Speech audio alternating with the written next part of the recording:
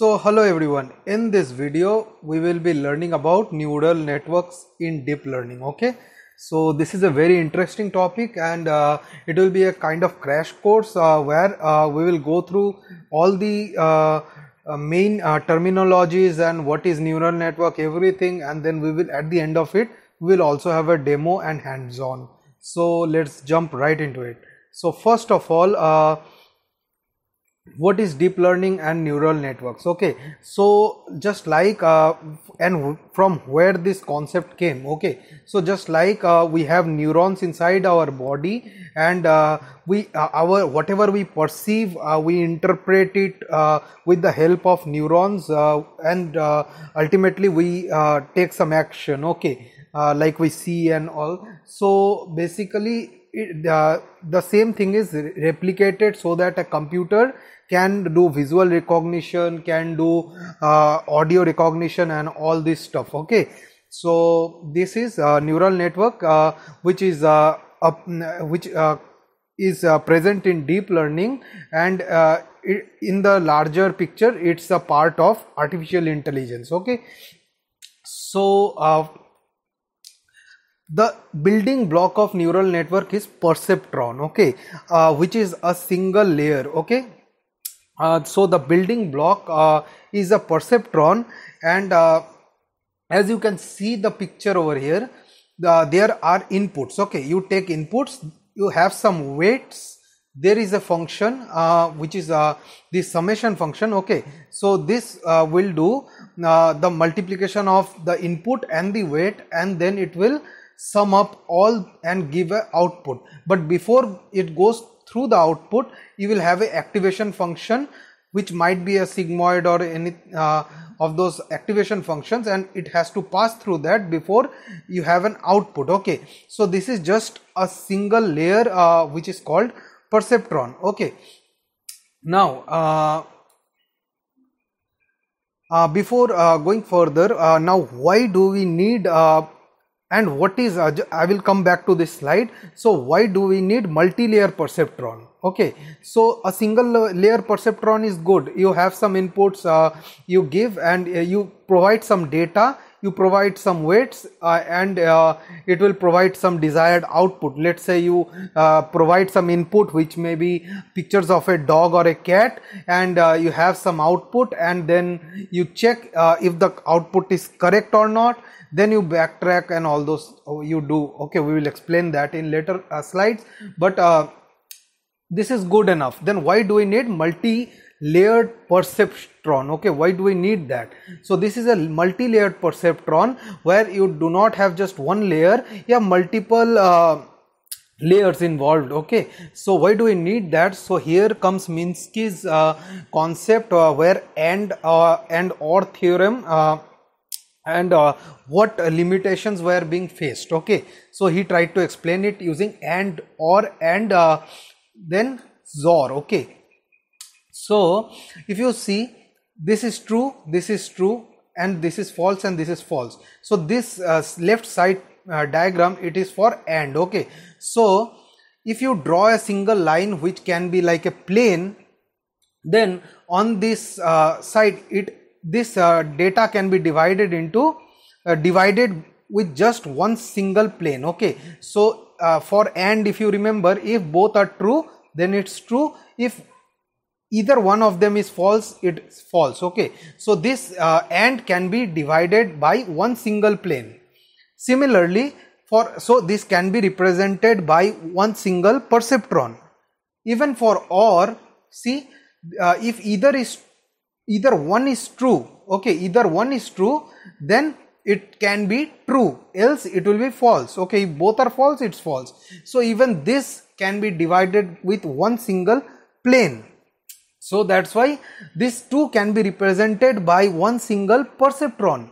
But when it comes to this XOR, which is exclusive OR, if you see, only it will be true only if one is true, okay, and one is false. Otherwise both are false. So here two planes are involved. So this XOR cannot be implemented using a single perceptron. So rather what we have to do is we have to have an AND, we have to have an OR, and then we have to do an AND of both of them, and then you will get a XOR. Okay, so this was a limitation which Minsky observed. That's from there it came into picture multi-layer perceptron. Okay, so you have multiple layers where one input is fed into the next neuron, and ultimately the output is provided. Okay, so what is epochs? These are some terminologies. So the number of times you train on a neural network with a particular data set, that could be called is epochs. So if you know the definition, the number of epochs is a hyperparameter that defines the number of times the learning algorithm will work through the entire training data set. So how many times you train your model with a particular data set.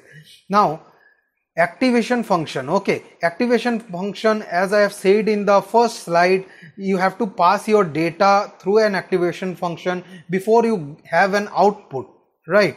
So what is this activation function? So activation function will do some calculation and it will map your output. After you have this sum, after you have this summation, you have this summation, you have this output, this activation function will map your results. Okay, before it sends an output. So this activation function can be of type 10, can be of type sigmoid or ReLU, whatever you are using. So let's read the definition. An activation function is a simple mapping of summed weighted inputs to the output of the neuron. Okay, so this is kind of, it maps the output before you get the output or the probability. Okay, it maps it. So here is one picture I would like to show you. So this is the picture, and if you see this is the input. It goes through this neural network, and when the output comes, okay, it has to pass through an activation function, and then only the output comes. All these outputs are basically probabilities, and the sum of all these probabilities will be 1. Okay, so let's say t-shirt is 0.1, sandal is 0.8, and so on and so forth. All would get a sum equals 1. If you add all this output, it should be 1. So in between there is an activation function.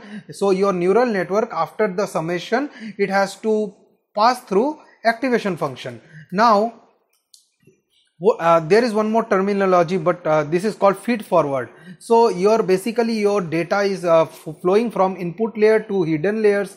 So your data is flowing from the input layer to the hidden layer and then to the output layer. Okay, now what is gradient descent and what is back propagation algorithm? So these two are interlinked. Okay, so what is gradient descent and back propagation? So let's understand this way, that see, first of all, you have some input, you feed it inside your neural network, you have some output. Now you have some, already you have some output in your hand, and you match the data you have with the output, and let's say it does not match. That means there is an error.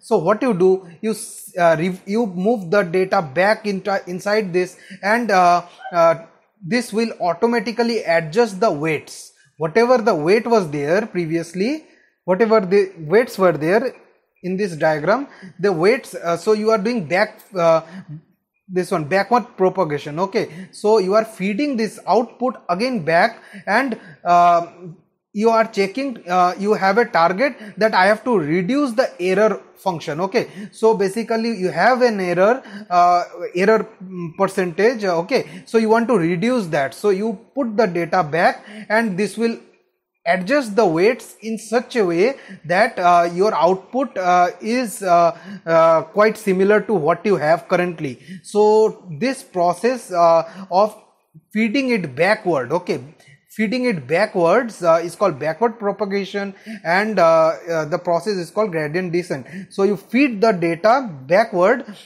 you feed the output backwards, and adjust the weights until the neural net provides the desired result. Okay, now there is some terminology as overfitting and underfitting your models. So what is it?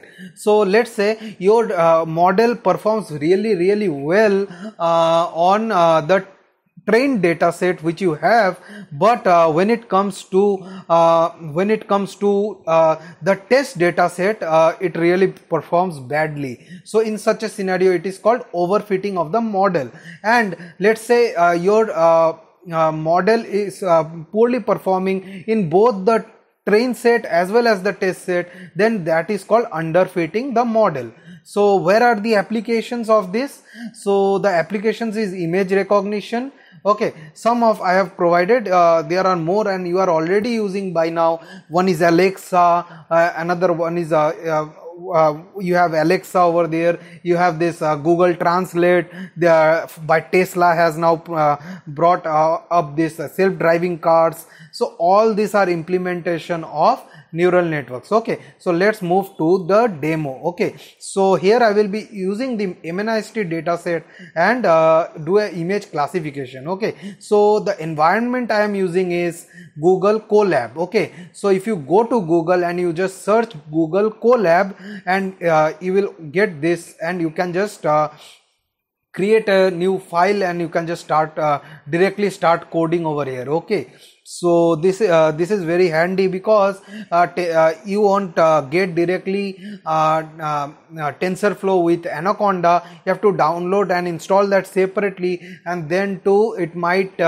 utilize your GPUs and CPUs. And so if you don't want all this hardware, so this is a very easy way to get started directly on your browser, where you can utilize the GPU, CPU and everything from Google itself. Okay, so I have created a file, I have written all the this, I have referred to a video from TensorFlow itself, and let's get into it, and I will explain each line of code. Okay, so we are importing TensorFlow from we are importing TensorFlow as TF. We are importing Keras from TensorFlow. We have NumPy for arrays, and we have Matplotlib for plotting. Okay, and we are initially just printing the version of TensorFlow just to see that this is working. Okay, so now that we have TensorFlow imported, okay, what we do, we will be working with the Fashion MNIST dataset. So we are importing that dataset and storing it inside a variable called Fashion MNIST, and now we are loading that data. And basically splitting that into train set and test set. So if you have seen my earlier video on machine learning, you will know that we usually split the data, let's say 70% for training and 20-30% for testing. So in that way we are splitting the data into train and test. Okay, so the data is loaded and it is already splitted with this function to train and test set. Now one thing to note, this labels, the labels will be like 0, 1, 2, 3, 4 like this till 9. Now the train images will have images and train labels will have labels, but not directly the labels. It will have 0, 1, 2, 3, 4, 5. So basically you have to understand or map it, or for your understanding, what we have done is we have this class, we have this array, and this is just a mapping that the first one, which is 0, is t-shirt, this 1 is for trouser, 2 is for pullover, 3 is for dress, and so on and so forth. Okay, so now we are checking the shape of train images. So train image dot shape will give you the number of values which are there in train images. So there are 60,000 values. Okay, and of each image is of size 28 by 28 pixel. Then we have how many labels are there. So for that we are doing length, and this is an array, so train labels, and we are getting 60,000. So we have 60,000 images and 60,000 label for our train data set. Okay, now for test data set, we are similarly, what we are doing is we have the shape which is 10,000 and we have the length of labels which is 10,000. So our data set was initially 70. We have split it into 10,000 and 60,000 respectively. Okay. Now, just to test that the data is already really there, so what we are doing is we are using matplotlib to display the image. Okay, so im.show, what this is doing, you can just look into this, as these are some functions which will assist to display this image like this, and this grid, this one is for this side grid, etc. But the main function which we look into is figure and image show. So this two lines basically will display which image? The image which is train image is 0. So the 0 train images is an array of images, and you display the first image in that array. Okay, clear till now? So now what we are doing is this is just for mapping, so we are dividing this by 255. So this is just for mapping. Now what we do is in this, what we are doing, we are displaying the first 25. This is nothing but this para is nothing but a code. And again, as I have said, look into this 4 lines just as to assist you display these images in this rows and columns format. Okay, so this is nothing more than that. Just the main line, what matters to us is image show and x label, which is the image and the label. Okay, so we are looping around, we are using a for loop, and inside that loop we are just displaying the first 25 images from the train data set. That's it.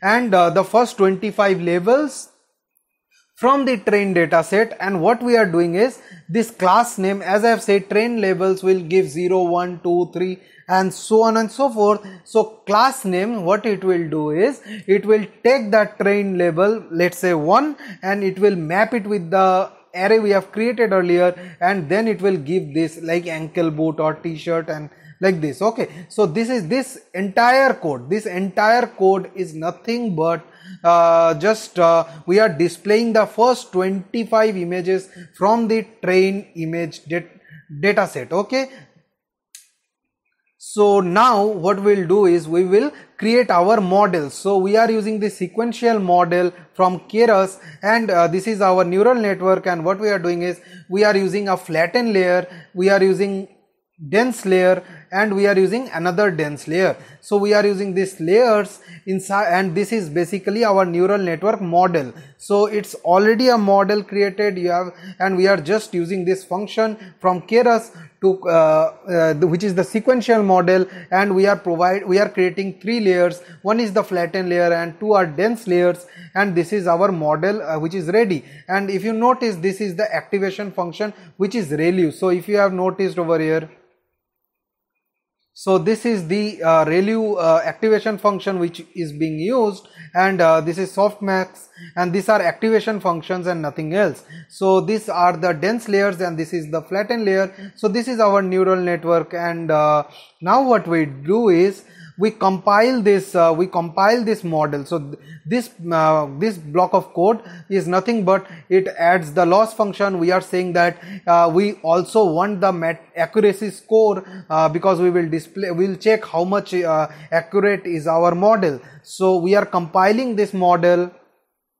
and then just like in machine learning, if you remember, first of all we create the model, then we feed the model with our train images and train labels. So if you have seen my previous video on machine learning, there we have created the model. After that we feed the model. What model.fit does, it will train the model with the train datas. Okay, so train images and train labels, and epochs 5 means that this will loop 5 times. The same data set will be feeded into that model for 5 times. So this will run for 5 times, and then once this is done, what we are doing is we are doing model dot evaluate with what we are evaluating with the test images and test labels. So we are evaluating our model and we are printing the accuracy, okay, to check how accurate is our model.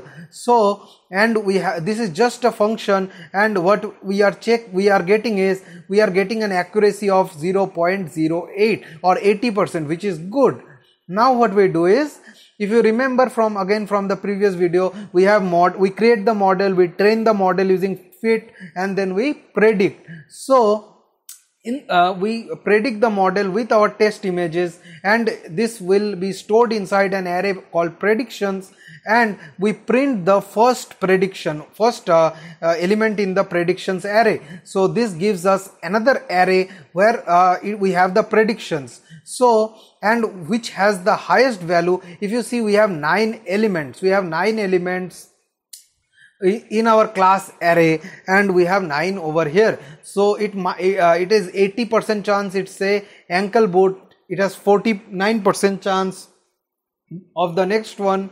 It has 6% chance. It has 58% chance, something like this. And then what we are doing is we are taking the maximum out of this array we have received over here. So we are taking this numpy will help us to get the argmax. This is a function which will find the maximum from this array, and which array we are getting the maximum from the predictions 0th array. Okay, so this prediction 0th element, for this we are getting the predictions array, and from there we are getting the maximum value, which is 9. Okay, the rounded off, which is 9. So our maximum is 9, and now that means to a great extent it is predicting that it's a ankle boot. Okay, now we are matching it with our test label, which is the test data set. Okay, so test label 0, which is the test label's first item, and it's also 9. So this is correctly predicting. Got it? So now finally what we can do is we are doing this in a loop, and we are displaying all the, if you see this bunch, this para of code, what it is doing is, this is actually, again I have said, you can just remember these 4 lines as that these are just helping you display the image in this rows and column format. Okay, and you can just ignore this for now, and what you can see is our 2 very important line again, the image show and image label, where we are showing the test image and our predictions. Okay, so we are having so what we are doing a contrast. Okay, we are doing a contrast. So in when it is getting displayed, we are also displaying, we are displaying the predicted label. Okay, we are doing displaying the predicted label and also the true label, which from the true label is nothing but that from the test labels data set we are getting the value, and we are comparing with the predicted label, which is from our predictions array. So we have a predictions array, right? So we have the predictions array, and what we are doing is we are if predicted label, which is from the predictions array, if this equals our true label, which is the test labels. Okay, so if our prediction matches with our true label, which is the test label, then we are showing it in green color, else we are showing it in red color. And when we are plotting the label, what we are doing is we are adding this color variable, which is either green or red. So it is displaying it in this format, where we are printing the predicted label, and as I have said, this predicted label is nothing but 0, 1, 2, 3, 4. So ultimately, to display it in a name format, we will either need this we will need class name. Okay, so class names, let's say predicted level is 0, so class name will get the name from the 0th element in class names array, and it will display. So and similarly for a true label, and this is just to format it in this way. So if I show you this line, actually what it is doing is it is displaying the predicted label, which is ankle boot, and inside this bracket it is showing the true label, which is the label from the test data set. So this two matches, so it's green. This two matches, so it's green, but this two doesn't match. That's why the color is red. So this is it. So this is the image classification using TensorFlow for neural networks in deep learning. So what are the topics we have covered? Just a quick recap. So we have covered what is deep learning and neural networks. We have covered what is a perceptron, which is a single unit or the basic elements that builds a neural network. Okay, then we have why do we need multi-layered perceptron. We have looked at the limitation of a single perceptron. Then we have multi-layered perceptron. Okay, so we have multiple layers of perceptrons, and then we have epochs. What is epochs? I have shown you already over here that the number of times, I have shown you already here the number of times, where did it go? Let me just so the number of times here it is. So number of times the data is feeded into the model, and the number of times the training is done. So that is epochs. Okay, so we have done that. Activation function. So if you see from the code, we had the activation function inside our neural network, which was ReLU for this and softmax for this, and this was our model. Then we had feed forward. These are some terminologies, which is nothing but from input to output the data is flowing. Gradient descent and back propagation, which is how we adjust the weights, based on the error function. If the error function is high, we tend to move it, tend to do backward propagation to reduce the error function. So this is gradient descent. And then we have overfitting and underfitting models. We have discussed that, what are the applications, and we had the demo finally. So hope you guys like this video and learned something from it. So thanks for watching guys. Bye.